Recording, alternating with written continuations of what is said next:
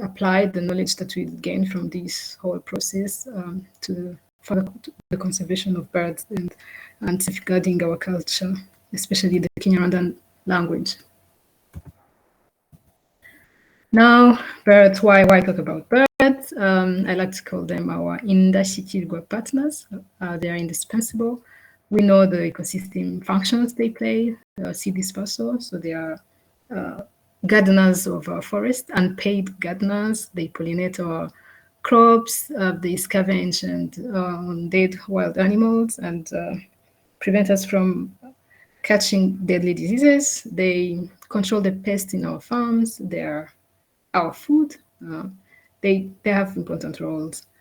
But beyond that, they've been part and parcel of our culture, African culture, actually global culture.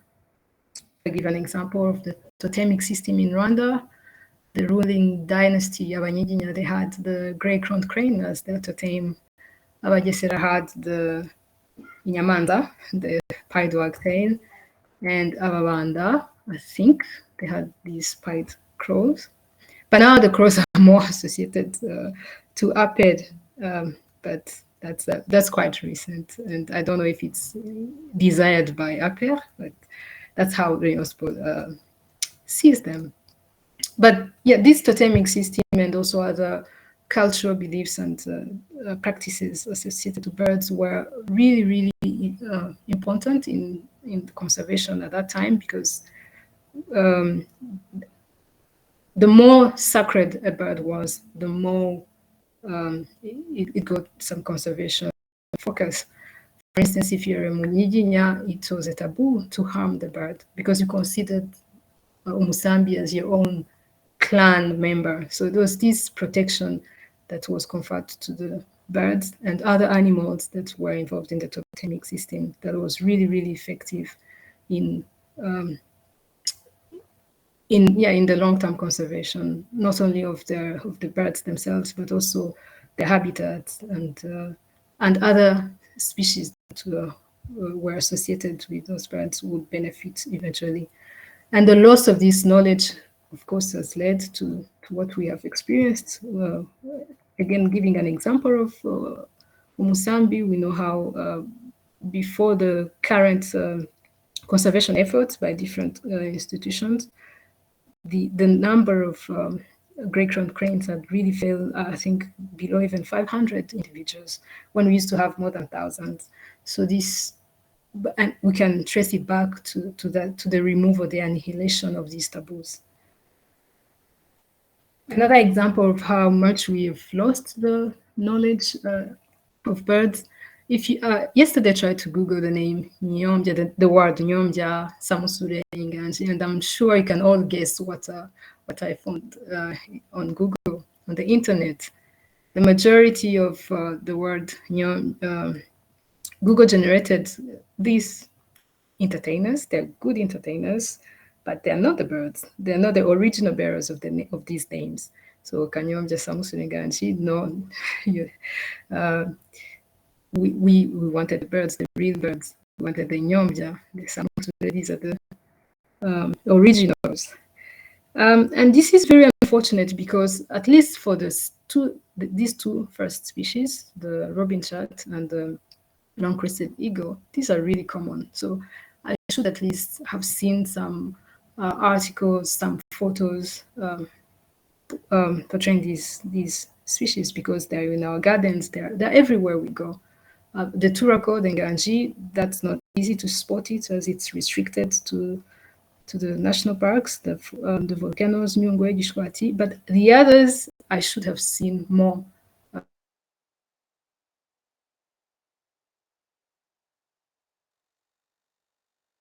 But for Samusure, it was mainly,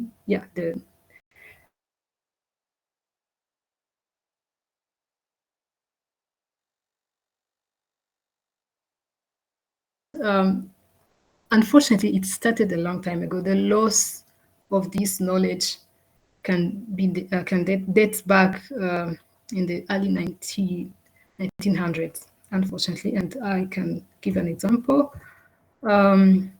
This is a text from the book by Laure Delmas. He wrote it. He was in Rwanda. He was a Père Blanc, so these missionaries. He was in Rwanda in 1900 to 1950s, and this is something he noticed that in the schools, in the I can try to translate for those who don't speak French.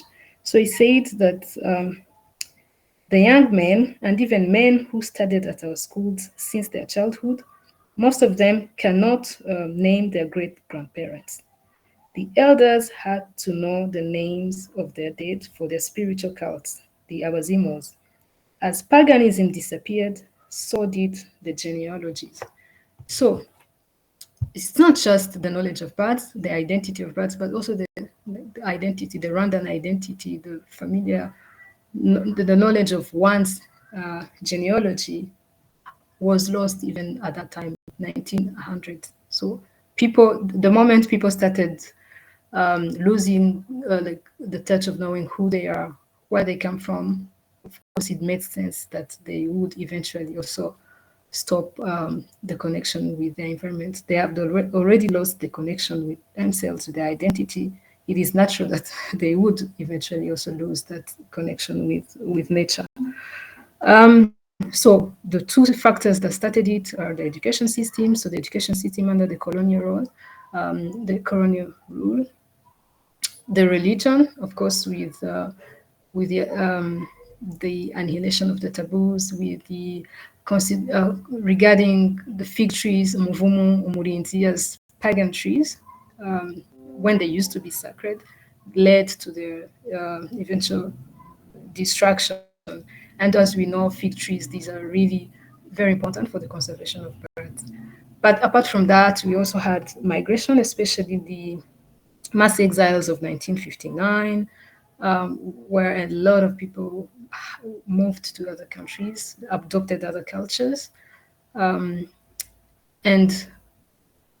on their way, of course, because they spent so much time, 35 years in exile, some of the elders who actually who were more knowledgeable,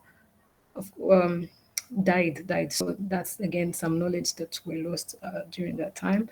And then you add that to the genocide, where again more people were killed, elderly people, of course, but also young ones. But others got imprisoned. So with all these instabilities, social unrest, and the post-traumatic, the trauma that resulted from all those experiences added to the disassociation between humans and nature. If you're not well in your soul, if you're not calm, if you're not happy, then there's no way you're going to appreciate the nature around you. If you're on the constant survival mode, then there's no way you're going to prioritize a bird or a plant. It's understandable. And then you also have deforestation that again was associated with the migrations. They were going to new places, cutting the trees, and as a result, we've actually lost the names of species of the forest interiors. Those ones, it's really hard to get the species because people no longer have access to them, so they have forgotten what they are. They really don't know their names, and this was the case mainly around Nyungwe and Volcanoes National Park. The species of the forest interiors, we couldn't find their names. Now, we were not discouraged by that. We're not discouraged by the fact that most of the knowledge, okay, I can't say most of the knowledge, that's at least there's a considerable knowledge that is lost forever. But we are also here, and the birds are also here. So we need to come up with a way to constitute the names and already first collect the existing names, because some are still there. We can rediscover them if we put a lot of effort, but also we can do other things that I will explain in this presentation.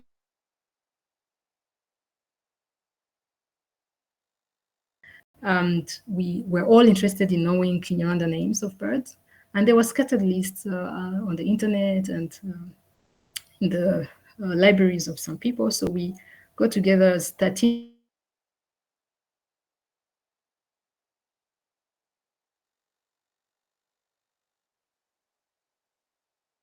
one by Denis Bergeron, who is also a missionary. He, Laure, yes? I suggest you put off your video because it may be consuming the internet. Oh, Sometimes it's not frequent, but yeah, let me, time you break oh, up. Yes. okay. Yeah, I've noticed actually internet is no longer, all right. Yes. All right, I hope, I Yeah. am using Canal Box, but I realize it's not what it used to be. It's Okay. not as reliable as in the past, but yeah, let me know if there's anything that I should repeat or if I should just No, go. no worries. You can go on. All right.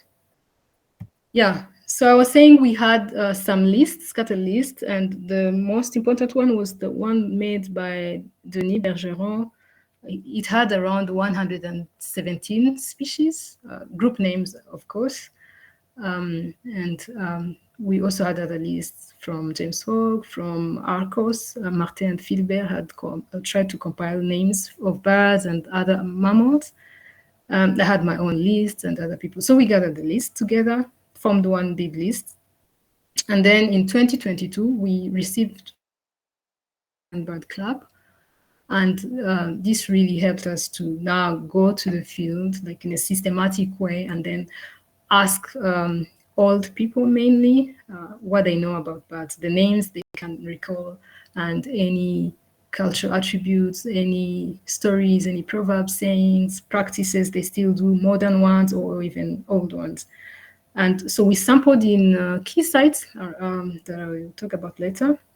And then we entered this phase of finalizing the bird naming protocol, which I will share here. I'm sharing right now to get input from people and then also constitute the list, invent the missing names, and then the last step will be to disseminate the list and continue doing more research.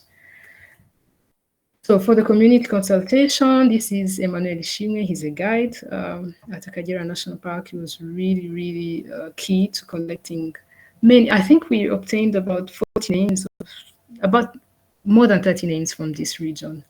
And him and Penina really did a wonderful work.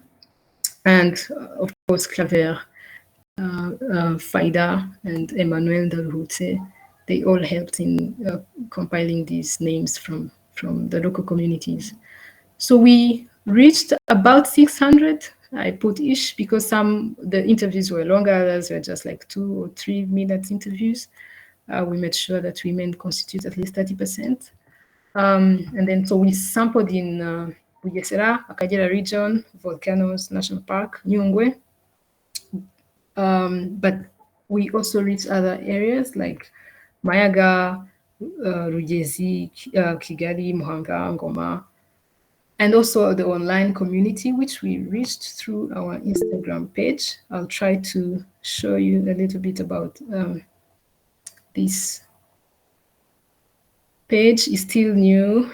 We are growing it, but we post names of birds and try to ask people to tell us what they know about the birds. If I give an example of this, Samsure, we interact with people this on Instagram. So this was another approach that we use, and we thought it was the more efficient way to engage the youth nowadays, because finding them at their homes is not going to be easy.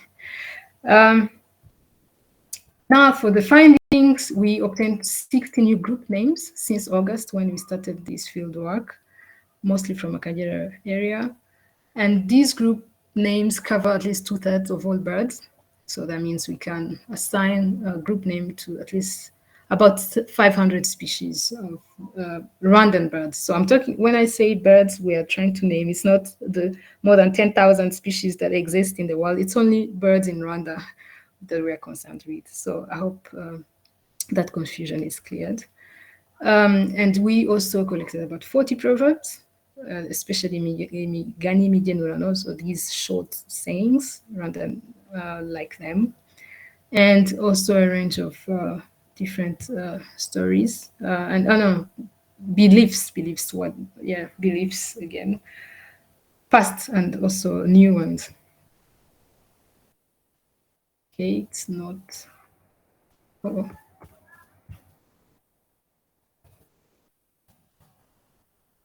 I don't know why my slide is not advancing.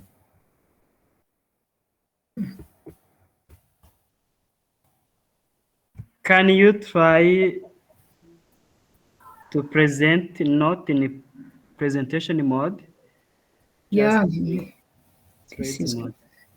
wow. It's like my screen is. You can stop sharing. Yeah, let me stop sharing. And then you share again first in non-presentation mode. Then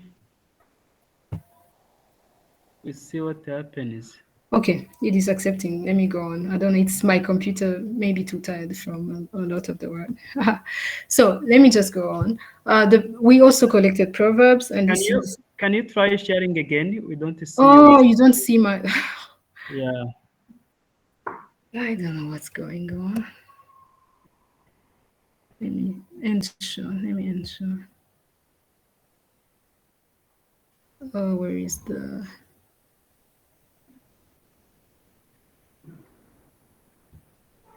Yeah. Share.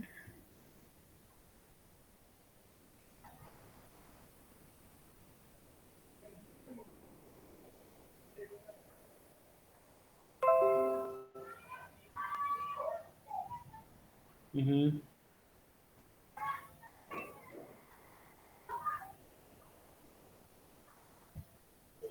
Yeah. I hope you can see. Yeah. Mm-hmm. So some of the proverbs, like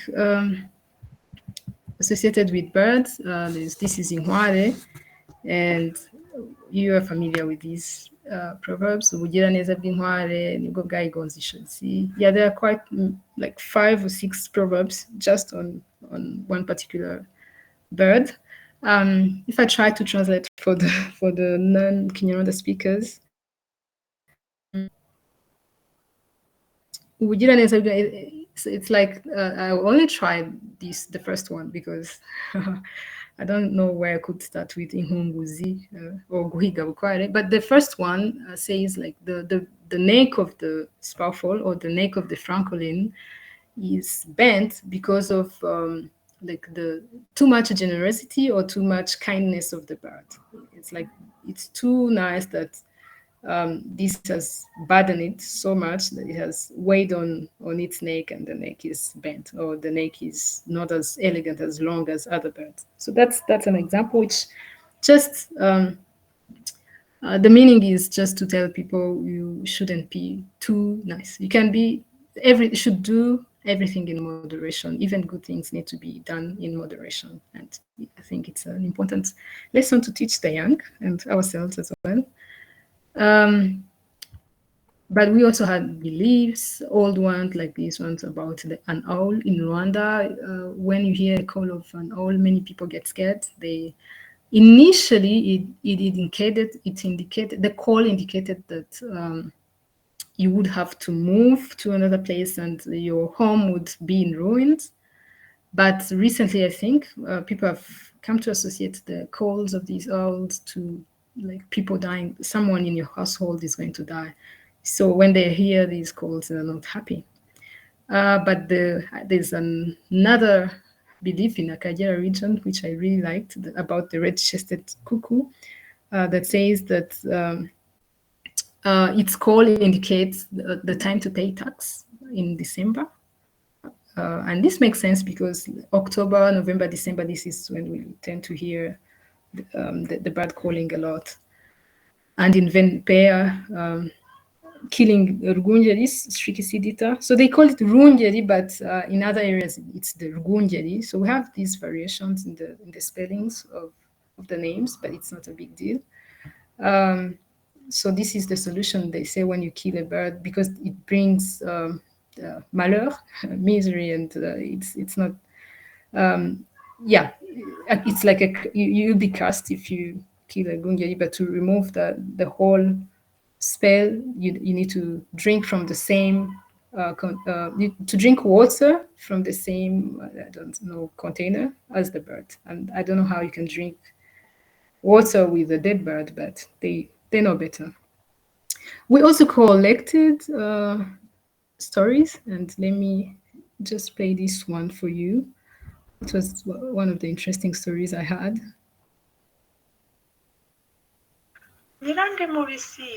Just a bit, an introduction about this story. So it says this is how the wagtail obtained its white color on the eyebrows. You know, the wagtail has that, but by if you listen carefully, you realize actually it's not the wagtail. It should be the robin chat. But yeah, let me play it, and you will decide yourself. Nyirande mu bisiza, nyirande mu bisiza, umwana ararwaye, umwana ararwaye. Genda umuhe ikiduhana amatwetwe, genda umuhe ikiduhana amatwetwe. Ugize ngo amuhe umukoni n'umuyenzi, ugize ngo amuhe umukoni n'umuyenzi, icecekere ndumvise. Nyirande mu bisiza, nyirande mu bisiza, umwana atoye agatirotiro, ahari arenda gukirakira. Nyirande mu bisiza, nyirande mu bisiza, umwana arapfuye, umwana arapfuye. Genda umuhambe, genda umuhambe. Ugize ngo mwambare mu gahanga, ugize ngo mwambare mu gahanga, icecekere ndumvise. Yeah, that's a mythical story of how I think the robin chat obtained its white brow. It says it was supposed to bury its dead child, but it misunderstood the advice and instead decided to wear the bird on its crown, on its front. So that's why we have this white patch on the face of the robin chat.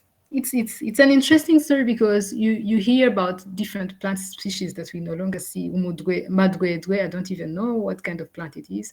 Madgwedwe, umukoni, and umkoni, umuyenzi. You see with these stories, you get to understand what kind of plant species were there, not just birds. So it's a whole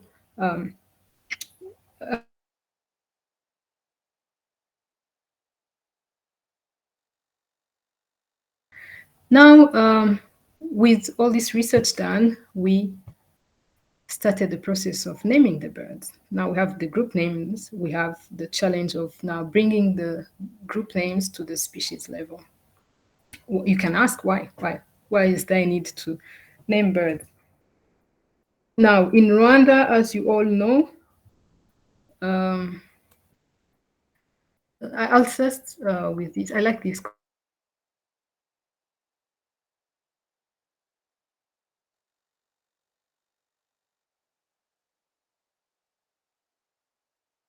Encompasses the whole of ecological and cultural knowledge and practices. And one of my favorite is that you can't conserve what you don't love. You can't love what you don't know. So you need to know the birds. But as in Rwanda, we say izina niryo muntu. So you are what you're named after. So even the birds, this should apply to the birds. The birds are what they are named after. But some practical reason is that, for instance, in one bird could have many names. So, but that's not a big issue. It's just recognizing the main one, like researching and finding which one is widely used and adopting it as the main one and keeping others as synonyms or local names. But there's a challenging issue where one name applies to different species. Like we know Ifundi, this is not how it looks for many people, but in Nyungwe area, Ifundi is this crimson wing. So we need to distinguish these species. But another big challenge is that when there is a gap of names, then the local communities, especially young people, start inventing their own names. In Bugesera, I noticed that the Red Bishop was called Sandrine, and it's not just one person who was saying it. a lot of kids will say, I know this species, it's Sandrine. And we all know how yellow-billed stork is now commonly known as Karori. Karori is the Kinyarwanda translation of Charles. So yellow-billed stork is called Charles in Kinyarwanda. And we have the yellow bishop now known as Makoti because of it's like it's wearing a coat, a yellow coat, so they call it Makoti. So with these gaps, people start inventing their own names. Now we don't want birds with named Sandrine, Karori, Makoti. So that's why we need to establish a protocol that respects Kinyarwanda rules, that establish a better way of naming the birds, and something that can also be informative for future users for other species. So we held a workshop in January last year to fine-tune the protocol, the principles constituting the protocol. And first of all, I'm not really proud of the gender representation in this photo. That's a disclaimer. I swear I tried to invite more women, but they had other important priorities. But we have tried to include them in the sub-working groups that I'll talk about later. And they have more important roles, leadership roles in those sub-working groups. So this photo will not be repeated. Now the guiding principles, we have 10 guiding principles. So the first one, of course, it makes sense. We need a unique name per species. So all species need to have names and names that are unique to them. Of course, we are going to create names, but existing names will prevail. So we'll create names where there are no names. We're not going to overwrite established names. Again, it's possible that one bird could be named differently in different regions, but we will have a main name and others as synonyms or local names. We're not going to use foreign languages in naming the birds, or foreign names or Christian names like Karori, Sandrine. But rather, we will base on the character of a bird.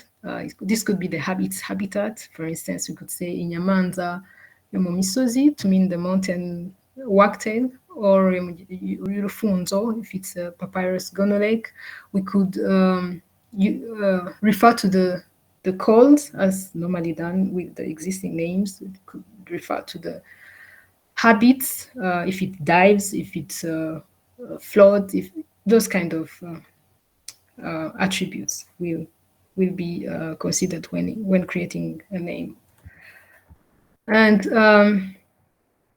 in some circumstances, we could just translate an existing, like a name in English and just translate it in Kinyarwanda. This is not going to be encouraged, but in some rare circumstances, for instance, if a particular bird has an attribute that was also recognized when naming it in English, then it would be fine it wouldn't do any harm to just translate that name.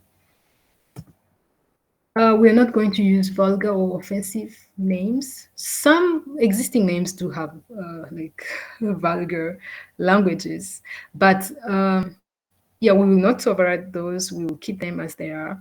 But for the ones we are going to create, we will not use this kind of language.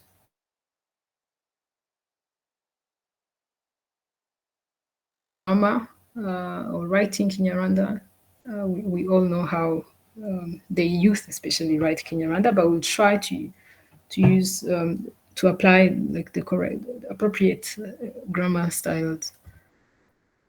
And then it is possible to have the same name, root name. I will explain what a root name is. So we can have the same root name for related species. This is what we will aim for. So if it's Inyamanza or the conspecific, the species in that genus can all be called Inyamanza. But if there is a species that is related but does not look like the rest of the birds, we could find another name. For instance, in herons, the family of herons, if you consider a bittern and a heron, it's normal to call the purple heron uruyongoyongo, but I don't know if you can call a bittern uruyongoyongo. People on the field will not accept it. They'll think you're wrong, although they're genetically closely related, but phenotypically they don't look the same. So we will follow the morphological attributes in naming. So sometimes we can just ignore the genetic similarities and follow the morphological appearances. And then, as we continue doing research, some old names may resurface. In that case, they will replace invented names. So we will give ourselves like 2 to 3 years of updating the list. But after that time, if a new name comes, then because the invented one would have been used for quite long, then we can keep both names. Now, how do we construct a specific name? We have two, can say, components of a name. So we'll have the root name, which is like this common name that we hear a lot: Inyamanza, Inyombya, Uruyongoyongo, Kagoma, Ikiyone. So that's the root name. Then we will add Ikirango, which is like a distinctive character of that species to separate it, to distinguish it from other species of the same family or genus. An example is these Inyange. So they're called Inyange. They're all called Inyange. But the typical Inyange is the one on the left, the cattle egret. But even the great egret is also called Inyange. So how do we differentiate these two? They're all Inyange. So Izina Muzi is Inyange. But Ikirango, for the typical Inyange, we'll say Inyange Isanzwe. And for the great egret, because of if you look, a distinctive feature is definitely the neck. It has a long neck. It could be called Munagajosi. Actually, this was the name that was proposed in the workshop, because the giraffe with its long neck sometimes also referred to as Akanagajosi or Munagajosi. So because the name is the great egret also has a long name, it could be called Inyange Munagajosi. But it could also be called Inyange or Muhinajosi because of the S-shaped of its neck. This is very common when you see a great egret, you tend to see this S shape. So it could also be named after this S shape of the neck. It's as simple as that. So Inyange Sanzwe, Inyange Munagajosi, Inganizi y'urufunzo. Inganizi, this is a name that was invented by Emmanuel Ndalutse for the papyrus Gono Lake because of how shy it is. So Inganizi y'urufunzo. It's as simple as that, and it's enough to distinguish the bird from other conspecifics. Now, to just summarize the whole approach that we have taken and that could be used in similar exercises for other species. So what we did was to establish a team. We had a big working group of 13 members, the one established in 2018. And we now developed other 3 sub-working groups for people to just sit together in the smaller groups and then work on particular tasks. Then after the teams, we set goals of where we want to go on the time frame, and then we did research, talked to people, did online campaign, and then we gathered these guiding principles, agreed on them, fine-tuned them, and then after these principles, after naming the birds, we will seek validation from the Rwanda Cultural Heritage Academy. This is the process. You cannot just come up with a publication of Kinyarwanda names without going through this institution. And I think maybe if there's someone from that academy, they will explain later the process, but this is how it is. It's the regulation. And then after that, once everything is validated and approved, then the list can be shared primarily with CoEB, but also schools like Kitabi, like the University of Rwanda, or other schools with ornithology or avitourism curriculum. And then after that, we can produce education materials, films, documentaries, books, to mention but a few. And we continue updating where necessary. And of course, the ultimate goal is conservation of the birds, but the conservation also of our language. Yeah, this is, like I said, conservation is the ultimate goal. We can do this in conservation education, in museum exhibitions. Actually, the Museum of Environment has some exhibitions, and one of them we could try to improve is the avian one. And we can also, there are also some potential applications in avitourism, of the outcomes of this project, avitourism, especially domestic avitourism. And I'm really keen to hear what the attendants think about the other applications that we could use related to this project. How can you be involved? Everyone, I encourage everyone to learn the birds. There's actually a forum called Learn the Birds, and they do learn the birds. You can join that one. But what I mean here is be aware of the birds in your environment, learn what they are, plant an indigenous tree, a herb, collect and report knowledge on birds. Ask your parents, your grandparents, what do they know about birds? What are the stories, the proverbs, the practices, everything you can get. Then pass the knowledge, share, sharing is caring, but mostly share with kids, expose kids to nature, to birds as early as possible, and also support avian conservation activities, including this one. We will definitely need more support, especially at the last stages when we will definitely need at least a team of 5 people working on this, maybe full-time for a month. So yeah, more support is always welcome. And yeah, we can't ask for more support without first appreciating the support we obtained. We've obtained so far, especially from the African Bird Club, but also many Rwandan institutions have contributed by, for instance, assigning members who are now the members of the sub-working groups. And I really appreciate that. You can even see it by the participation in this presentation. This initiative is well supported, and I am truly, truly, truly grateful. And thank you very much. That's the end of my presentation. And for those who didn't know, yes, inkoko ni inyoni, ariko inkoko ni nayo ngoma. Thank you very much. If there are questions, I'm happy to answer them. Yeah, thank you very much. I hope there is some question in the chat room, and I can welcome others whether in the chat room or by talking.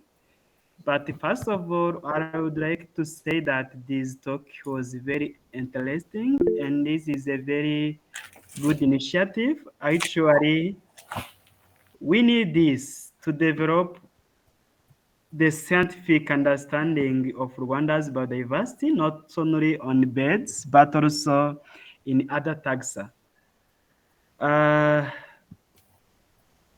Going to the chat room, I see someone said, hello, it's amazing to have our local names given to scientific researches. Have you started to teach all over this in schools? Maybe you can respond to this first. Yeah, because it's still under development, I haven't started teaching about the protocol. The existing names, whenever I have the occasion, I teach them. But again, the curriculums, most of the curriculums are in English. But when we're the field, I definitely take the chance to say the names in Kinyarwanda. But because this is still being developed, I haven't really started teaching. I'm not even allowed to start teaching like the invented names at the moment because they're not validated. But the rest of the knowledge, yes, I do that. Yeah, thank you very much. Before I continue with the messages in the chat, let me welcome Bernard Ndaisaba. I can see that he has a hand in air. Can you unmute and say something, Bernard? Yes, thank you, Laure, for great work. So, after gathering the list of Rwandan birds, I would like to know how will it be helpful to the conservation of Rwandan birds? Again, my second question, during the fieldwork or data collection, what are the challenges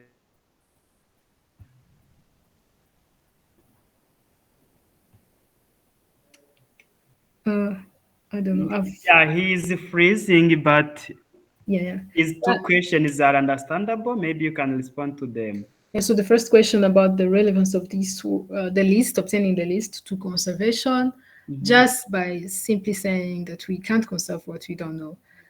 If we don't know how many species we have, and if you don't connect, like we said, a name is beyond just a name.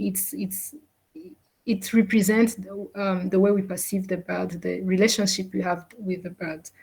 So gathering the names definitely is easy for it makes it easy to teach the birds to young people, to Rwandans, like UNESCO has always promoted. It's better to teach in Kinyarwanda, in the mother tongue. That's when a student understands more and connects more the information with the outer world. So having a list is important for conservation education, for the publications that you will have. If I give you an example, I actually just made this like a short survey of the books in the public library in the section of children. And I saw, with the exception of the gray-crowned crane, most of the books on birds were just fictitious books, birds that don't exist. So a list like this one can be used for children's books. Actually, we're working on one, developing one, but of course we'll wait for the validation first. So we'll use those ones. And for the challenges, definitely the first challenge is the loss of knowledge. Many people do not know birds, even old people. There are very few people who can even name 50 species of birds. So the first challenge is the loss of this ethno-ornithological knowledge. And the rest of the challenge is, of course, the funds to reach everyone. We would have appreciated like sampling the whole country, but that's not possible. So that's another challenge. And another challenge is the representation of women. Yeah, that's still a big one, but we'll work on it. Yeah, thank you very much. From the chat room, Jean Fidel said, "Hello, it's exciting to be here and develop Kinyarwanda in a scientific field like this. I am happy to be one among of this change and conserving our nature, which is in a great risk for human activities.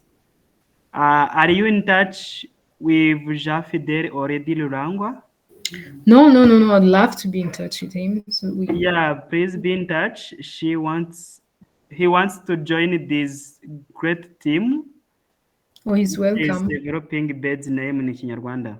He's definitely welcome. We can talk more about what needs to be done and how we can get engaged. Yes, maybe you can connect by exchanging contacts here in the chat room. Sure. Yeah, and if Fisto Ishimwe said, happy to hear local community or guides, Emma and Penina are coming through for bedding.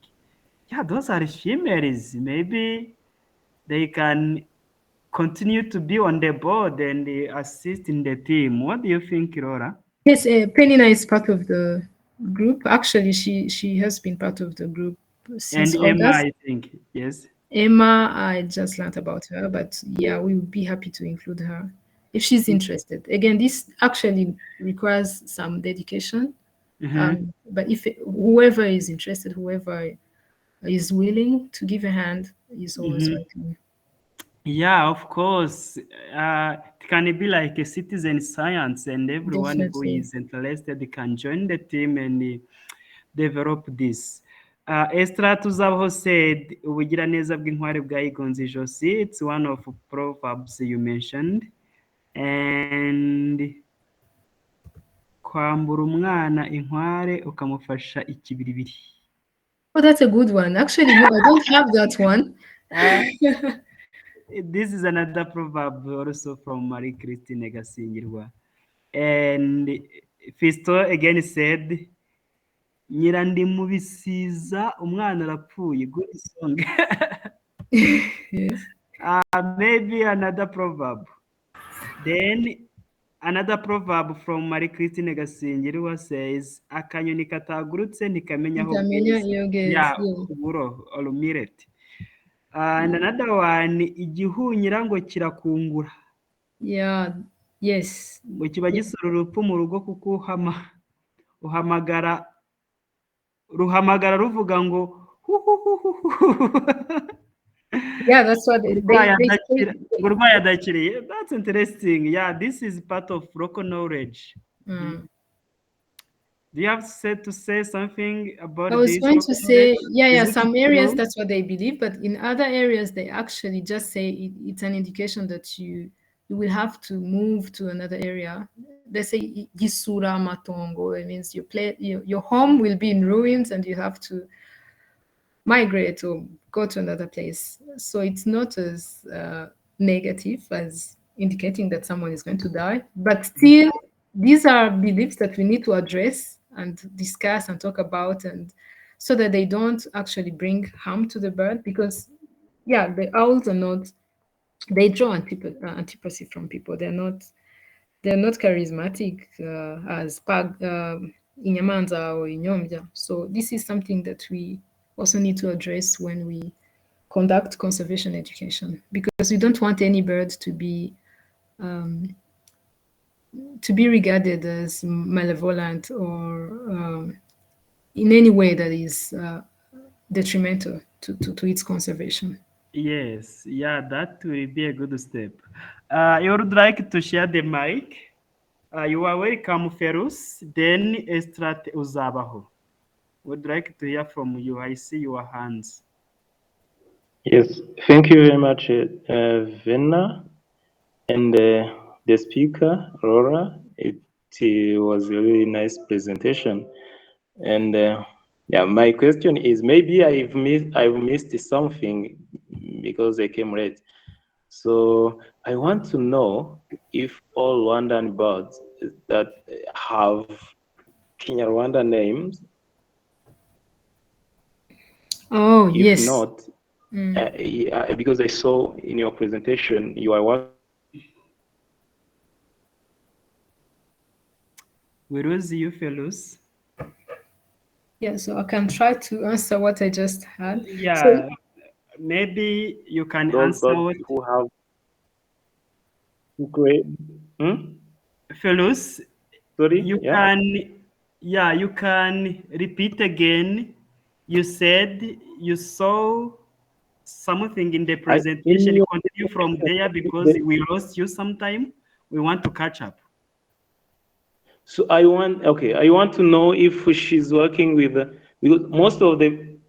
Do you think all birds that we have in Rwanda has Kinyarwanda names, or if they don't, do you think are you working with inteko y'ururimi to maybe to create the names of Kinyarwanda names of those birds species? yeah, that's a good, actually. Yeah, that's a good question. So, because in the slides I only explained starting from the root name. Yeah, but for the species that we currently don't have a Kinyarwanda name, an example is the bittern that I talked about. We don't have the names of grapes. So those ones, or even gonoleks, those ones we will create even the root name. An example I gave is the papyrus gonolek that Emmanuel Ndaruhutse called Inganizi. Inganizi meaning to like somebody who is shyness. It means timidity, shyness. So we can create even the root name Inganizi and maybe say the gonoleks if they're all shy. Naturally, of course, this is something that needs to be based in the ecology of the bird. So if we can say the gonoleks are now going to be named Inganizi, and now the papyrus one gonolek will be Inganizi Rufunzo. The gonolek ventre rouge, it's going to be what, maybe Inganizi Tukura, something like that, to separate the species. But yeah, currently we still miss like 100 species that don't have a single name. And So first of all, maybe another step I didn't mention is that we first we first worked on the full list of the Rwandan birds that was compiled by Gael van der Weg. So it was, and he keeps updating whenever there's a new species. So we get that updated information and add it to our own list so that we're using current scientific knowledge. Yeah, thank you very much. Thank Then, you. I Estra. would like to encourage other people also to work even to extend the knowledge, because we don't only have the bird species, we also have like butterflies, we have those insects that need to be named. Yes, and the fishes, and yeah, many taxa has many species which don't have Kinyarwanda name. Yeah, Estra Tuzabaho, can you speak? Thank you, Laure, for the good presentation. I have one question or concern.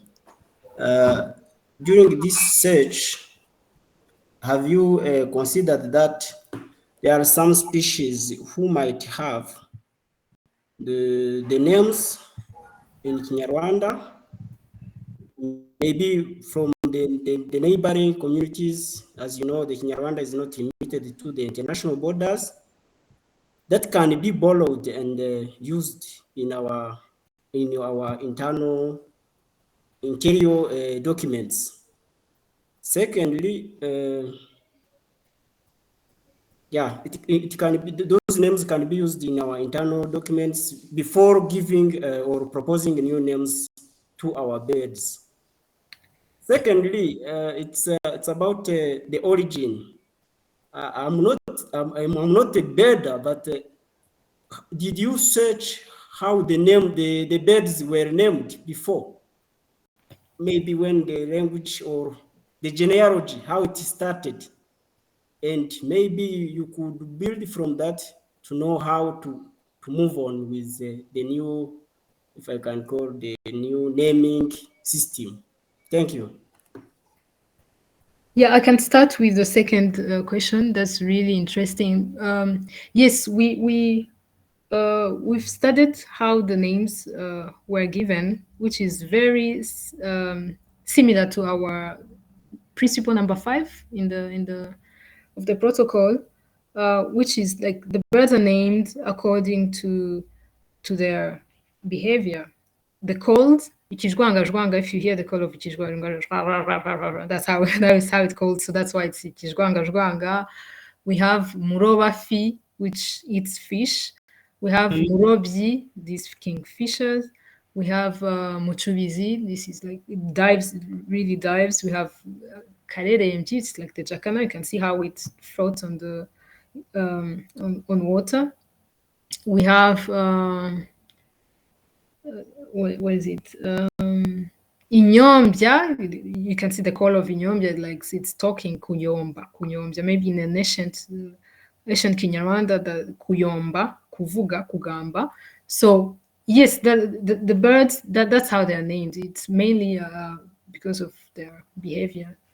And we will do the same. The principle number 5, that's what it stipulates, that we will base our new names on the habitat, on the behavior, on the calls, on physical appearances. Yeah. So these are not random names that will come up with the names. And that's why these sub-working groups usually have someone who's like a bird specialist, someone who will first research the behavior of the bird before coming up with a name. And whoever proposes a name also has an explanation. So we have these like metadata that explains clearly why that name was chosen. Like the example I gave of the great egret. So the similarity of the neck of the egret with the neck of the giraffe, that's acceptable. You just need to defend it, because this is something we will present to the Inteko y'Umuco, so it needs to be consistent and also systematic, not just some random names from here and there. And the first question was actually good because, and I take the opportunity to thank Hilary, who connected me to Paul from, I think, Kigezi, if not Kisoro, I can't remember very well. He did something similar with birds in that area. And I followed his presentation, and that's where I actually got about the totem of Ibikona being the totem of Rwanda, because that's, Rwanda used to extend to that region, and they still have some well-conserved, let's say, culture in relation to us Rwandans who have moved quite a lot. So yes, I look into what they have and also try to compare and also I consult their work. And another significant source is Kirundi. I'm lucky to be familiar with the language and also and have access to some of the resources and the people who have lived there. And so I've actually collected some Kirundi proverbs, and there's some variations with the names between some little variations. So yes, if in case we miss totally a name in Kinyarwanda and we have it in Kirundi, for instance, then we can always use it. But the priority is going to be Kinyarwanda. Okay, yeah, thank you very much. Then I'd like to welcome Kabano Salim.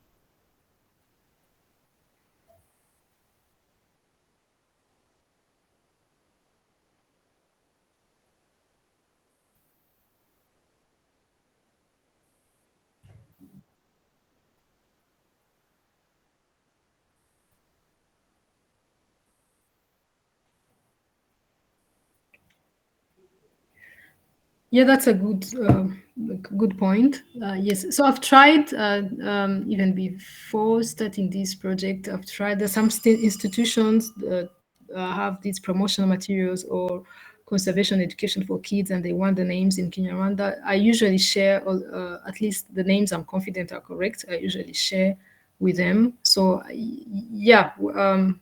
I agree with that. I do that, but for the whole names and the whole, we're still starting the process, at least for the whole of this year. So I don't think there's any conservation or publication educational material that is going to be produced at this stage because we're still constructing the names. But that's the ultimate goal, of course. Afterwards, once we have the validation from the culture, the RCHA, then we will definitely embark on that journey of spreading the names to kids and all different schools and other platforms. Yes. Yes.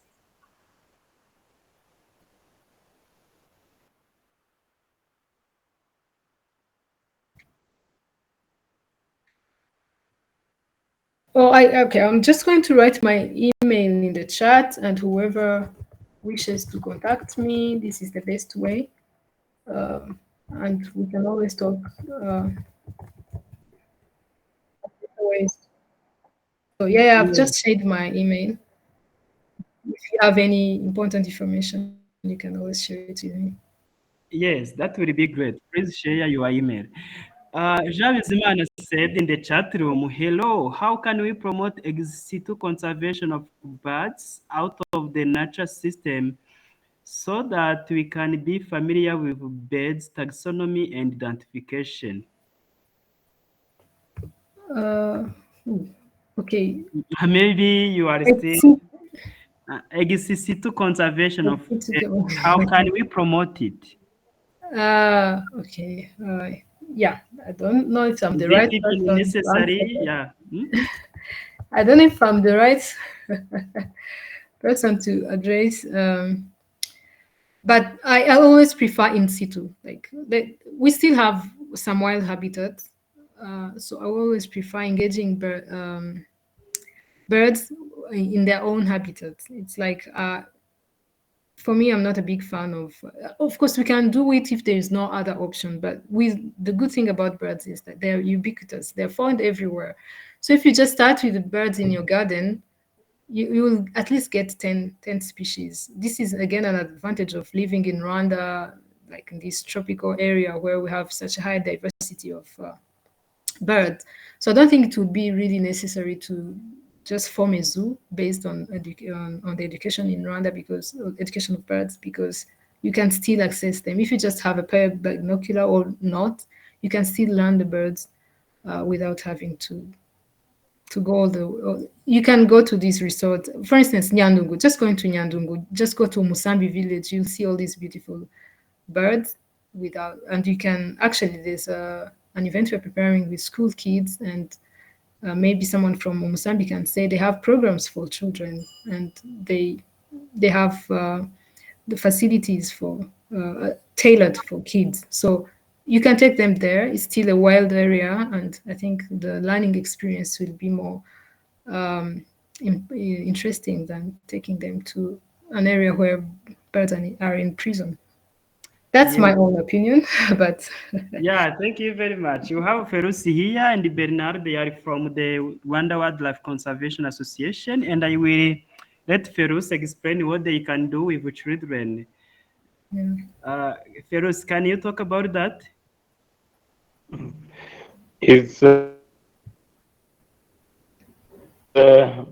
I think we are trying, and some of you you came here to some village. So what we do with the children, we have different packages that we provide to those kids, especially those kids which are in primary school.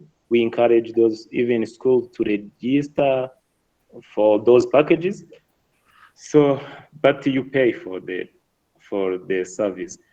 What we do, we have different activities we take through with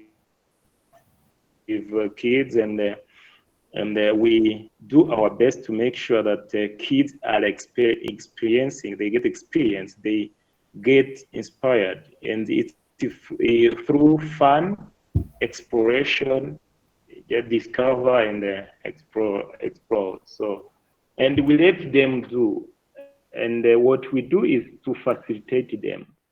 So, and we do badging activities. We collect sample. They go on a microscope. They try to observe, and we facilitate them. We tell them what it is, and they try to draw them on the boards, and we take them like in a butterfly house. So, and to explain the importance of butterfly. And we have many activities we take them through, trivia game, and it's a nice place for kids to experience and to stay connected with environment. And I think it's a lot, but because of time, I can't mention everything. But I encourage each and everyone who have kids or someone who is interested, he can come here to Musambi village and explain what to him or her. Thank you. Thank you very much, Ferusi. Yeah, that's a good work as well. And another idea, which is great from Laure, is that people can also start from their home compound and teach children what they see and try to connect it with their roles in the environment, things like that. And if possible, visit Musambi village to get greater experience. I would like to run through all comments in the chat room and questions. Mediatrice Savannah said, Laure, I will connect you to someone very good with proverbs so you can get more. That's wow. And I think you know her, Laure, mediatrice. Yes, thank you, Mediatrice. I will contact you after the talk. Yes.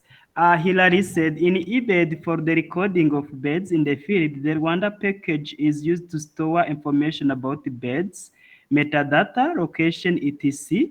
The media notes section allows for the storage of information.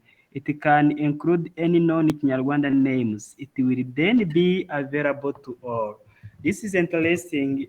Yeah, first of all, let me say a few things about Hilary. Hilary and her two colleagues in the United Kingdom has a charity called the Planet Bird Song Foundation, and that charity is having a memorandum of understanding between the University of Rwanda and also some other institutions here in Rwanda, like Rwanda Wildlife Conservation Association and the Kivu Hills Academy and the IPRC Kitabi. They are trying to bring this kind of project, which is about birds recording, and it is a citizen science-based project where anyone can record a bird and label it according to instructions she gives in the she gave in the different trainings and then send the recording to eBed and to the Arabis, Rwanda Biodiversity Information System developed by the CoEB. And then she is saying that those Kinyarwanda names will be very interesting in this project as well. And I think you can connect as well because you have something in common. You can connect and discuss what can how you can do your work better. Both of you can collaborate. Yes, thank you. Yes, I Yeah. agree.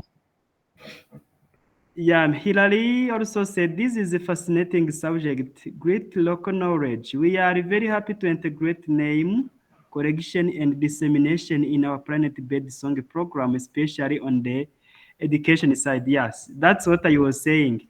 Then Pascal Ukubashe said, I am Pascal Ukubashe, student at UNIRAC in Faculty of Environmental Studies. First of all, thank you so much, Dr. Lulangwa, for Dr. Laure for the good presentation, and that's good project. My suggestion, it will be better if many Rwandan youth will be involved to enhance their knowledge of birds as well as to achieve the sustainable conservation of birds. Of course, it is necessary. Anyone who want to get involved in this project, get in touch with Laure. And Christine said gusakuza nk'isandi yubaka. Alex Nsabimana, hello, thank you for good presentation. And this is the email for Laure Rurangwa. You can check the chat room or who wants the email for Laura. You can see it in the chat room. Marie Christine said, kids could develop a bird scrapbook with pictures from the vicinity of home and school. Then arrange to have the pictures identified with birds expert. Yes, that's also very interesting. It's another way of educating children about birds. Also, Alexis said, I'd like to ask if it is possible to give Kinyarwanda name to sunbird because sometimes are somehow complicated to identify them in the world, even using English names. Yeah, I think you have got that, sunbirds. I Yes, have got, yeah, the root name is Umununi, but we yes, will yes. definitely diversify the name and Yes, make yeah, specific ones. yeah. Indeed, I said hello, see us at planetbirdsong.org. Yes, this is a website for that charity I was saying. Yeah, you can all find information about that on their website, planetbirdsong.org. Uh, I can see some people raise the hands. Kibogo? Before we close, we are approaching the end, but if before we close, I would like first to let Andrew say something in brief, and then Ferus, is that a new hand or a legacy hand? Not a new hand. Sorry. Okay. Hello, Yeah. Laure. Andrew, Thank you you for are the nice. welcome to Yep, say you're something in welcome. summary. Thank you, Speaker. It was really wonderful. I just wanted to find out whether the project also consider the migratory birds. As you know, birds sometimes are here in Rwanda temporarily. So, what happens if you come across to them during your field work? Thank you. Mm-hmm. Yes. We consider them like every species that has ever been recorded, observed in Rwanda, it will be named. Even new ones, like I was saying, we get updates of new species spotted for the first time. Those ones we are included on our master list, and then it's our task to find a name. And we will always provide updates even after we have completed this task. We will continue updating the list as new information emerges. Yeah, thank you very much. Thank you very much, the speaker. Thank you very much, all who attended this seminar today. We are approaching the end. But first of all, I would like to urge you to send the announcement of seminar series whenever you get it to potential people who can attend and in relevant WhatsApp groups and other social media. I also welcome each and everyone who wants to speak in CB seminar series. And I personally like CB seminar series, and I hope you are as well, because it's a place of learning from each other. So it's very interesting. I would like to encourage you to attend every time so we run together. This is the end. Thank you all for attending. I will see you again next week on Wednesday, 3 p.m. as usual. Thank you, Vena, also for organizing and facilitating this presentation. You are welcome. Yeah, your work is really, really important. Yeah, thank you very much.